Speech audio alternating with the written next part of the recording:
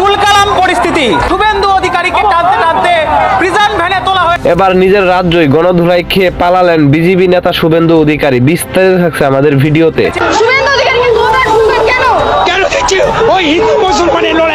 নানা সময় উত্তেজিত মন্তব্য আর সাম্প্রদায়িক উস্কানিমূলক বক্তব্য দিয়ে আলোচনায় উঠে আসেন ভারতের বিজেপি নেতা শুভেন্দু অধিকারী। তিনি শুধু ভারতেই নয়, বাংলাদেশ ও পাকিস্তান নিয়ে নানা বিতর্ক ছড়িয়েছেন। পেহেলগাঁও ইস্যু নিয়ে তিনি বলেছিলেন, হিন্দু বলে আমাদের 26 জনকে মেরেছে, আমরা 260 জনকে মারবো। এই বক্তব্য ছড়িয়ে পড়েছিল সামাজিক মাধ্যমে, তৈরি হয়েছিল ব্যাপক আলোচনা সমালোচনা।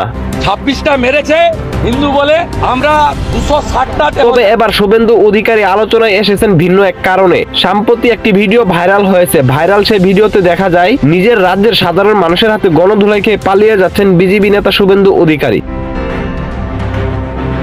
সম্প্রতি শুভেন্দুর বিরুদ্ধে গ্রেফতারের দাবিতে আন্দোলন করছিল স্থানীয় সাধারণ মানুষ, আর ঠিক তখনই আন্দোলনের মাঝে ঢুকে যায় শুভেন্দুর গাড়ি। বিজেপি নেতার গাড়ি দেখে বিক্ষুব্ধ জনতা আরো বেশি ক্ষিপ্ত হয়ে ওঠে, আর এক পর্যায়ে হামলা চালায় শুভেন্দুর গাড়িতে। শুভেন্দু অধিকারী পরিস্থিতি সামাল দেওয়ার চেষ্টা করলেও বিক্ষোভকারীরা তাকে গণধুলাই দেয়।